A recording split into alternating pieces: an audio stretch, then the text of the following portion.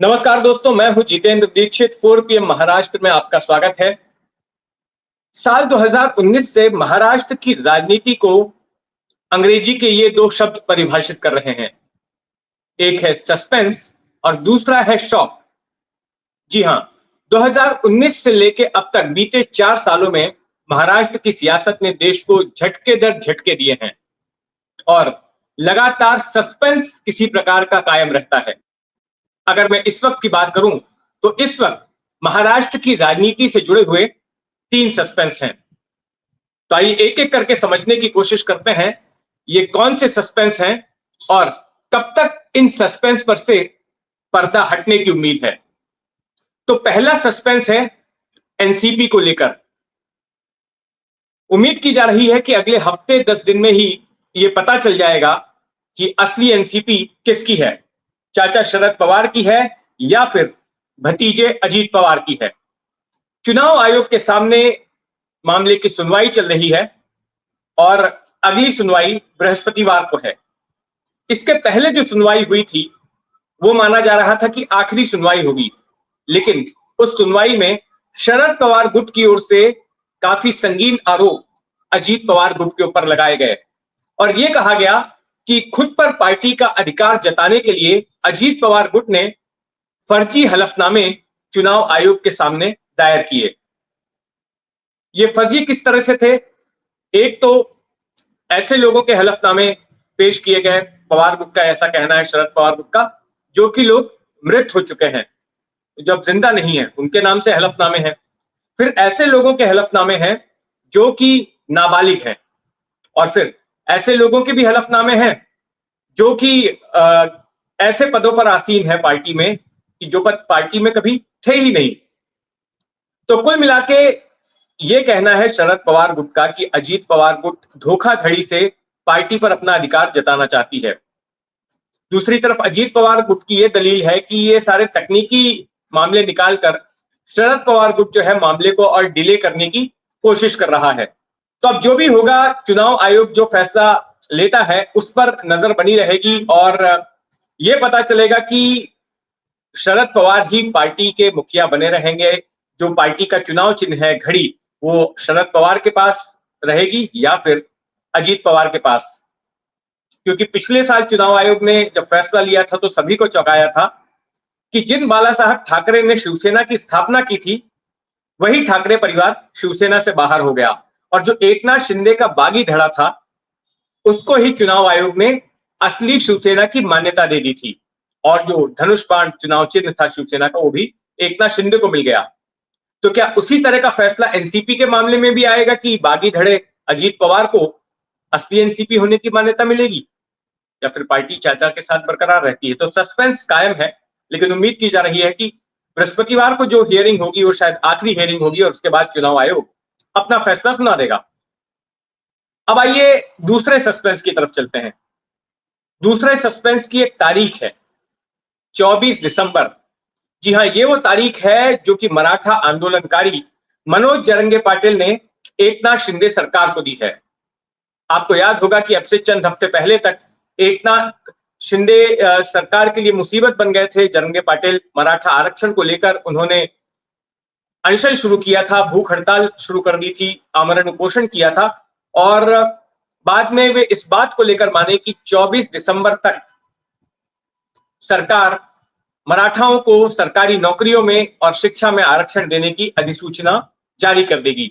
और अभी भी लगातार वो सरकार पर बनाए हुए हैं, महाराष्ट्र भर में घूम घूम कर सभाएं ले रहे हैं और सरकार को उस तारीख की याद दिला रहे हैं।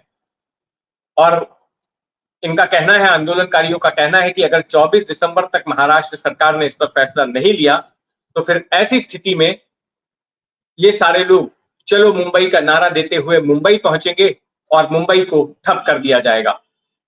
तो ये दूसरा सस्पेंस है कि 24 तारीख तक एकनाथ शिंदे की सरकार क्या करती है। और तीसरा सस्पेंस, उसके साथ भी एक तारीख जुड़ी हुई है और ये सीधे एकनाथ शिंदे के मुख्यमंत्री पद को लेकर है। 31 दिसंबर वो तारीख है जब महाराष्ट्र विधानसभा के स्पीकर राहुल नार्वेकर को यह फैसला सुनाना है कि एकनाथ शिंदे विधानसभा की सदस्यता से अयोग्य होते हैं या नहीं होते हैं, बने रहते हैं। क्योंकि पिछले साल जब उन्होंने शिवसेना से बगावत की थी, तब उद्धव ठाकरे गुट ने विधानसभा स्पीकर के सामने अर्जी दायर की कि दल बदल कानून के तहत एकनाथ शिंदे के खिलाफ कार्रवाई होनी चाहिए, उनको विधानसभा की सदस्यता से निकाल बाहर करना चाहिए, क्योंकि उन्होंने पार्टी का व्हिप नहीं माना है। तो एकनाथ शिंदे समेत 16 लोगों के खिलाफ ये शिकायत, 16 विधायकों के खिलाफ, जो बागी विधायक थे उनके खिलाफ ये शिकायत की गई थी।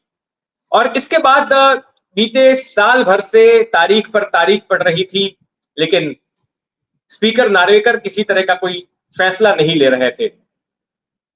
उसके बाद उद्धव ठाकरे गुट ने सुप्रीम कोर्ट का दरवाजा खटखटाया और शिकायत की स्पीकर की।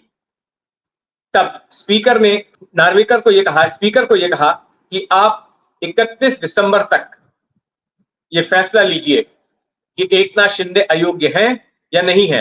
तो अब उसी की सुनवाई शुरू हो चुकी है। कल एक सुनवाई थी, आज वापस से एक सुनवाई है, और ये सुनवाई उम्मीद की जा रही है कि दिसंबर के पहले हफ्ते तक भी चलेगी। कल की जो सुनवाई हुई उसमें काफी दिलचस्प रहा। सुरेश प्रभु जो कि विप थे उद्धव ठाकरे गुट के, उनका क्रॉस एग्जामिनेशन किया गया। एकनाथ शिंदे गुट की ओर से उनके वकील महेश जेठमलानी ने क्रॉस एग्जामिन किया, और क्रॉस एग्जामिन करते वक्त ये सवाल उनसे पूछा कि क्या 2019 में शिवसेना और बीजेपी ने साथ मिलकर चुनाव नहीं लड़ा था, गठबंधन करके चुनाव नहीं लड़ा था? तो इनका जवाब था हाँ, लड़ा था।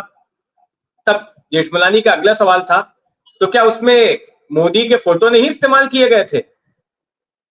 तो इस पर इन्होंने कहा कि वो मुझे याद नहीं कि इस्तेमाल किए गए थे या नहीं, लेकिन बाला साहब ठाकरे और उद्धव ठाकरे के फोटो तो जरूर इस्तेमाल किए गए थे। तो इस तरह की तमाम दलीलें हुई। क्रॉस एग्जामिनेशन प्रभु का पूरा हुआ और आज वापस से जो है सुनवाई हो रही है। तो देखते हैं कि क्या 31 दिसंबर तक जो सुप्रीम कोर्ट ने तारीख तय की है, तब तक स्पीकर महोदय कोई फैसला ले पाते हैं या नहीं ले पाते हैं। अगर एकनाथ शिंदे को अयोग्य घोषित किया जाता है तो ऐसे में उनका मुख्यमंत्री पद जा सकता है और सरकार गिर सकती है। और फिर जैसे कि चर्चा हो रही थी कि शायद अजीत पवार को मौका मिल जाए मुख्यमंत्री बनने का। लेकिन वहीं दूसरी ओर फडणवीस ने मीडिया को दिए इंटरव्यू में यह स्पष्ट किया था कि अगर विधानसभा की सदस्यता एकनाथ शिंदे की चली भी जाती है तो फिर उनके सामने विकल्प है कि वो विधान परिषद का सदस्य बन जाए और मुख्यमंत्री पद पर बरकरार रहें, क्योंकि मुख्यमंत्री पद पर आसीन व्यक्ति दोनों में से किसी एक सदन का सदस्य होना जरूरी है। तो महाराष्ट्र की राजनीति में जो कुछ भी हलचल होगी, जो भी डेवलपमेंट्स होंगे, हमारी उस पर नजर बनी रहेगी। आप भी अपनी नजर बनाए रखें 4 PM महाराष्ट्र पर। और अगर आपने अब तक इस चैनल को सब्सक्राइब नहीं किया है तो चैनल को सब्सक्राइब भी कर लें और अपनी टिप्पणी, अपनी राय जरूर रखें। आपका इस पूरे मामले पर क्या सोचना है नीचे कमेंट बॉक्स में जरूर डालें। और जब भी इन तीनों सस्पेंस पर से पर्दा हटेगा तो हम सबसे पहले उसे आप तक लेकर आएंगे। धन्यवाद।